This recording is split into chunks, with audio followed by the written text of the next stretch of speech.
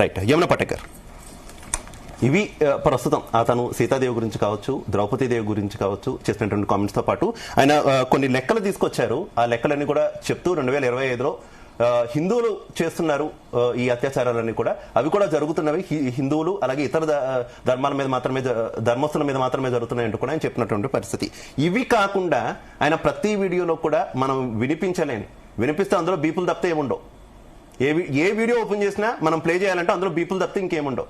ఆ రకమైనటువంటి భాషను ఉపయోగిస్తూ యువతను రెచ్చగొడుతున్నటువంటి పరిస్థితి. ఏం చెప్తారు? ముందుగా ప్యానలిస్ట్ అందరికీ నమస్తే అండి. చెప్పడానికి ఏముందండి, ఇవాళ జడ్జి గారు కూడా ఉన్నారు కాబట్టి లీగల్ గా ఇట్స్ వెరీ ఇంపార్టెంట్, మేడం గారు కూడా ఉన్నారు కాబట్టి అందుకని ఈ రోజు లీగల్ గా కూడా మనం దీని గురించి తప్పకుండా ప్రస్తావించాలి అని.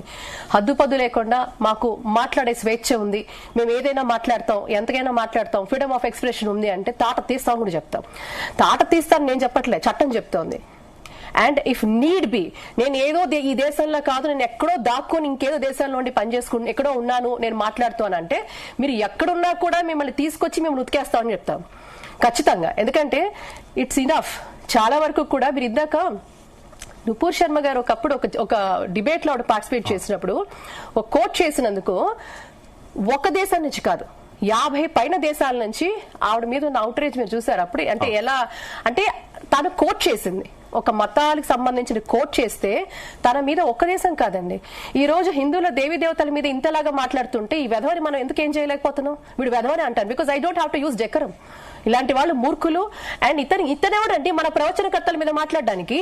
వాట్ రైట్ హ్యాస్ ఈ గాట్?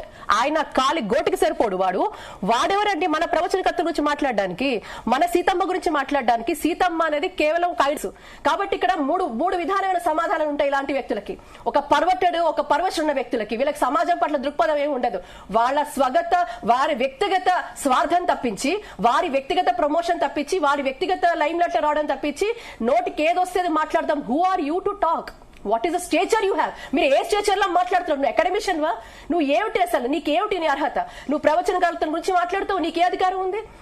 మీరు ఇందాక అన్నారు మిగతా మతాల వాళ్ళ గురించి మాట్లాడితే ఈ రోజు ఉండేవాడు కాదు అతని మిగతా మతాల వాళ్ళ గురించి మాట్లాడితే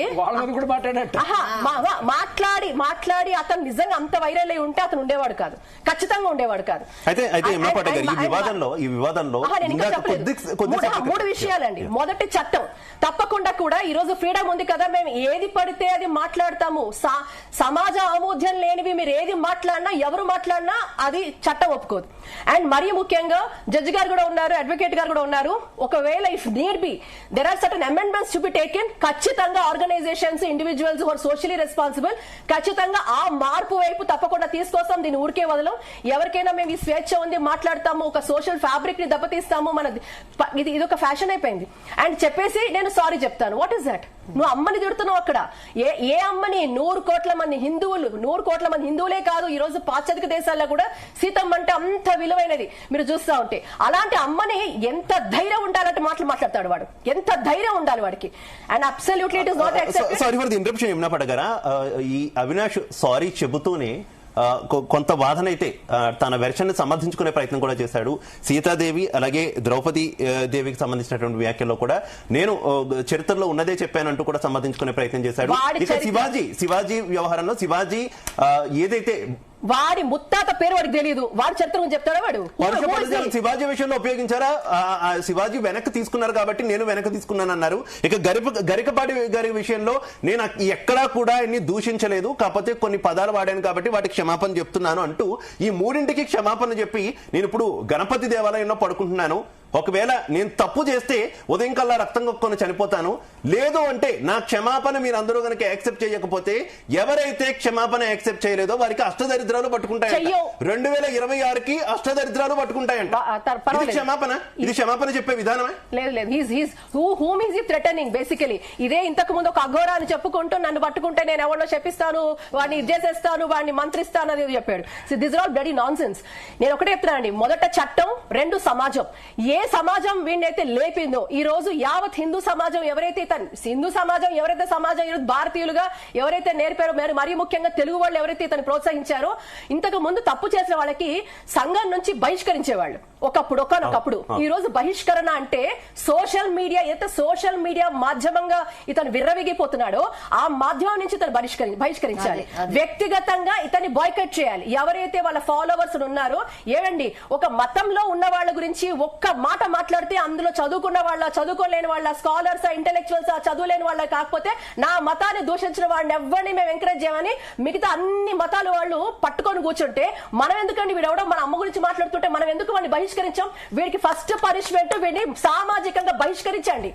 డిస్కార్డ్ దట్ ఫెలో. వాడిని మొత్తం సోషల్ మీడియా మాధ్యమాల్లో తిండి పెడుతోందో నిజంగా ఈ హిందువులే కదా నీకు తిండి పెడుతోంది, ఈ హిందువుల వల్లే కదా నువ్వు దేశాలు తిరుగుతున్నావు, వీళ్ళే కదా మీకు తిండి పెడుతోంది. నీకు ఆ మాత్రం విశ్వాసం లేదా?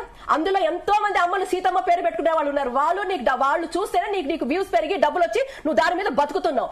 అలాంటి నువ్వు ఈ రోజు మన అమ్మవారిని నువ్వు దూషిస్తున్నావు అంటే నిజంగా వీడికి ఎథిక్స్ లేవు, మారల్స్ లేవు, ఏమీ లేదు. సో అలాంటి వాళ్ళతో మాట్లాడడం, చర్చ కూడా అనవసరం. నెక్స్ట్ మూడో అంశము, ఏదైతే అష్టదరిద్రాలు అన్నాడో ఆ అష్టదరిద్రాలు వీడికి పట్టాయి కాబట్టి తప్పకుండా ఆధ్యాత్మిక శక్తి అనేది కూడా ఉంటుంది. ఇది మళ్ళీ చెప్తున్నాను. రామాయణం గురించి, మన అమ్మవారి గురించి, రామయ్య గురించి ఇంతకు ముందు ఎవరైతే మీడియాలో మాట్లాడారో వాళ్ళు ఈ రోజు లేరు. కాబట్టి ఆధ్యాత్మిక శక్తి కూడా ఉంది. నువ్వు చెప్పిన అష్టదరిద్రాలు తప్పకుండా నీకు ఆ దరిద్రం పట్టింది కాబట్టి ఇలా మాట్లాడుతున్నావు. కాబట్టి అది నీకు పెనుశాపం అయ్యి ఈ మూడు రకాలుగా కూడా, ఒకటి చట్టం, ఒకటి సమాజం, ఒకటి ఆధ్యాత్మిక శక్తి, ఈ మూడు కోణాల్లో అతనికి తప్పకుండా శిక్షణ పడాల్సిందే. రైట్. మనతో పాటు శివరుద్ర స్వామి గారు జాయిన్ అయ్యారు. నమస్తే శివరుద్ర స్వామి గారు, నా ఆడియో క్లియర్ గా ఉందా మీకు? శివరుద్ర స్వామి గారు మ్యూట్ లో ఉన్నట్టున్నారు, ఒకసారి చూడండి. క్లారిటీగా ఉంది మిత్ర. శివరుద్ర స్వామి గారు, దయచేసి నా రిక్వెస్ట్ ఏంటంటే మీరు మూవ్ అవ్వకుండా మాట్లాడడానికి అయితే ట్రై చేయండి. మీ సిగ్నల్ కూడా కొంత